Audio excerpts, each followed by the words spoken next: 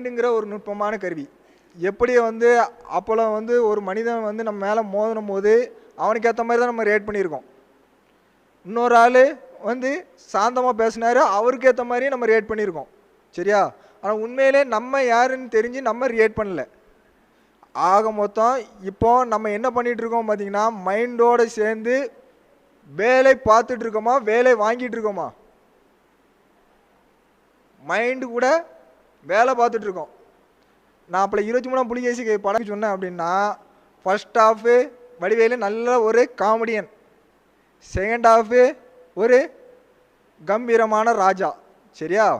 அப்போ அந்த first half comedian வந்து யார்? இப்போ நம்மலாம் எப்படி இருக்கோம்? ஆனால் நம்ம மைண்டுக்குள்ளே நினப்பு வந்து நம்ம தான் ஹீரோ, நம்ம தான் ஹீரோயின். பார்த்தீங்களா? அப்போ அந்த மாதிரி இல்லாமல் நம்ம மைண்டை வந்து நமக்காக இயங்க வச்சோன்னா நம்ம தான் ராஜா. மைண்டுங்கிறவர் யார் அப்படின்னு பார்த்தீங்கன்னா, மந்திரி மாதிரி. அது பல விஷயங்கள் பல கருத்துக்களை அள்ளி கொண்டு வந்து கொடுக்கும். நமக்கு எது தேவை தேவையில்லைங்கிறத அது நம்ம தான் முடிவு பண்ணணும். சார் அப்போ நாங்கள் இவ்வளோ நாள் நம்ம அப்படிலாம் பண்ணாமல் இருந்தோமா? ஒரு சில விஷயங்கள் நம்ம செய்வோம், ஆனால் முழுமையாக நம்ம செய்ய மாட்டோம். எப்படி அப்படின்னா, இப்போ ஒரு விஷயத்த சொல்லிட்டு இருக்கும்போது இன்னொரு இடத்துக்கு அங்கே சிந்தனை போகுது அப்படின்னாலே அங்கே மைண்டை தந்திரம் பண்ணுது அப்படின்னு அர்த்தம். அப்போ அந்த மைண்டினுடைய இதை கவனிக்க விடாமல் நமக்கு திசை திருப்புது அப்படின்னாலே நீங்கள் வந்து என்ன பண்ணிட்டு இருக்கீங்க? அதனோட தான் செயல்பட்டு இருக்கீங்க. அப்போ உங்களுடைய கவனம் இங்கே வர்றதுக்கு நீங்கள் என்ன பண்ணணும்? என்ன முயற்சி பண்ணுறீங்க? அதுவா போகுது, அதுவா வருது, அதை எங்கே சார் கண்ட்ரோல் பண்ண முடியுது? அது என்ன கேட்டுட்டா வருது? என்ன எதுவுமே நம்ம கேட்டுட்டு வர்றதில்லை. ஆனால் இதை வந்து நம்ம கேட்க வச்சோம் அப்படின்னா நம்ம தான் என்னது கிங்கு. சரியா? சரி, இப்போ இந்த பஞ்சமய கோஷத்தை முடிச்சுட்டு இப்போ நான் அடுத்த ஸ்டெப்பாக நம்ம உள்ளே போகிறோம். ஏன்னா அந்த பஞ்சமய கோஷத்தில் மத உள்ள ஆசன முறைகள் எல்லாமே நம்ம அன்னமய கோஷத்தில் வேலை பார்க்கு. வேறு இதில் வேலை பார்க்கு, மனமய கோஷத்தில் வேலை பார்க்கு, பிராணமய கோஷத்துலேயும் வேலை பார்க்கு. சரிங்களா? இந்த விஞ்ஞானமய கோஷத்துலேயும் வேலை பார்க்கும், ஆனால் அது நமக்கு தெரியறதில்லை, கொஞ்சம் ஸ்லோவாகும்.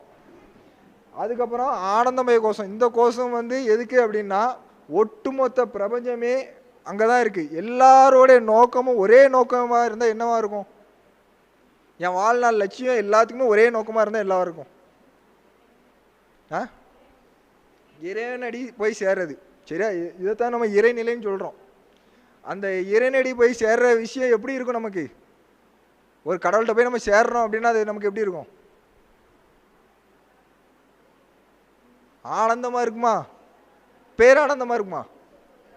பேரானந்தமாக இருக்கும். சரி, ஆனந்தத்துக்கும் பேரானந்தத்துக்கும் என்ன வித்தியாசம்? ஆனந்தங்கிறது டெம்பரவரி, பேரானந்தங்கிறது எப்போதும் எல்லா காலங்களையும் எல்லா நேரங்களையும் கனப்பொழுதுலையும் சந்தோஷமாக இருக்கிறது. இப்போ உங்களுக்கு ஆனந்தம் முக்கியமா பேரானந்தம் முக்கியமா? பேரானந்தம் தான் நமக்கு முக்கியம். வேற ஒன்றும் இல்லைப்பா. நீங்களே ஸ்கூலில் காலேஜில் முடிச்சுட்டு வந்துட்டீங்க. காலேஜில் பரீட்சைக்கு படிக்கிறீங்க, இவன் மார்க் எடுக்கிறீங்க. ஒரு ஆள் என்ன பண்ணுது, 75 எடுக்கு, அந்த கிளாஸ்லேயே ஃபஸ்ட் அப்படின்னு சொல்லி அந்த மாதம் கொடுத்துருந்தாங்க. சரியா? அதுக்கப்புறம் திரும்ப அடுத்தால ஒரு கொஞ்ச நாள் கழிச்சு இன்னொரு ஆள் வந்து ஒரு 80% எடுத்து அந்த ஆள் கிளாஸில் ஃபஸ்ட்டுன்னு சொல்லி அவங்களுக்கு ஒரு சர்டிஃபிகேட் கொடுத்துருந்தாங்க. இப்போ உங்களுடைய இலக்கு வந்து எதுவாக இருக்கும்? 90 இருக்கணும். 90 இருக்குமா? இல்லை ஃபுல் மார்க் எடுத்தால் நம்மளோட யாருமே தாண்ட முடியாது அப்படிங்கிற கான்செப்ட் வரணுமா? அதுதான் வரணும். ஏன்னா நம்மளை அவங்களோட ஒரு மார்க் எடுத்துட்டோம் அப்படின்னா அங்கே ஒரு பிரயோஜனம் கிடையாது. ஏன்னா உன்னோட இன்னும் அடுத்த மாதம் இன்னொரு ஆளே மார்க் எடுக்க தான் செய்வா. அப்போ நம்ம ஃபுல் மார்க் எடுக்கிறதுக்கு என்ன முயற்சி பண்ணுறோம் அப்படிங்கிறத ரொம்ப தெளிவாக இருக்கணும். அப்படின்னா தான் உன்னோட இலக்கை வந்து இன்னொரு ஆள் வந்து அடைய முடியாது. நீ ஒரு நோக்கத்தை நோக்கி போகிற அப்படின்னா, உன்னோடைய இலக்கத்தை அடையணும் அப்படின்னா நீ 100% எஃபோர்ட்டை போட்டு தான் ஆகணும். அதுக்காக தான் இந்த விஷயங்கள்லாம். இந்த விஷயத்த தெரிஞ்சுக்கோங்க. அதுக்கப்புறம் இன்னொன்று என்ன அப்படின்னா, நீங்கள் வெறுமனையாக எஃபோர்ட் போட்டாலும் அங்கே செல்லுபடியாகாது.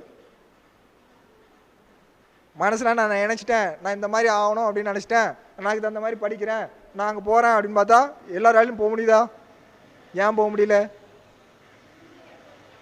சுற்றி உள்ள சூழல்கள் நமக்கு ஒரு சில சேட்டைகள் பண்ணோம். அது போக நம்ம சேட்டைகள் பண்ணுவோம். முதல்ல இதில் கெடுக்கக்கூடிய விஷயங்களை யாரை கெடுக்கும் அப்படின்னு பார்த்தீங்கன்னா, இந்த உடலை தான் நம்ம அதை கெடுக்கும். இந்த உடலை கெடுக்கிறனால நமக்கு அங்கே என்ன ஆகும் அப்படின்னு பார்த்தீங்கன்னா, ஆட்டோமேட்டிக்காக நம்ம மைண்டும் கெட்டு போகும். நல்லா வச்சிருக்க மைண்டும் அங்கே கெட்டுதல் ஆகிறதுனால இங்கே முழுமையான எனர்ஜி வராது. இங்கே குறைபாடு ஏற்படுறதுனால நம்மளுடைய இலக்கை அங்கே அடையிறதுக்கு வாய்ப்பு இல்லாமல் போயிடுது. சரியா? அப்போ முதல்ல நம்ம வந்து யாரை கவனிக்கணும்? அவங்களையா இவங்களையா அவங்களையா? நம்மளை நம்ம தான் கவனிக்கணும், வேறு யாரையும் கிடையாது. இப்போ உங்களுக்கு ஒரு தலைவலி காய்ச்சல் இதெல்லாம் வருதுன்னா யார் அனுபவிக்கா? வலியும் வேதனைகளையும் நம்ம தான் அனுபவிக்கும். அப்படி நம்ம அனுபவிக்கும் போது அந்த வலியும் வேதனையும் நம்ம அனுபவிக்கிறோம். அப்படிங்கும்போது அந்த வேதனைக்கு ஏற்ற மருந்தை யார் கொடுக்கணும்?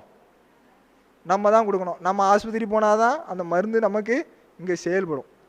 அப்போ அதே மாதிரி தான் இந்த யோகாவும். இதை வந்து நீங்கள் மருந்தில்லா மருத்துவ முறைகளில் இது அவ்வளோத்தையும் நீங்கள் பண்ணுறீங்க. இது அவ்வளோத்தையும்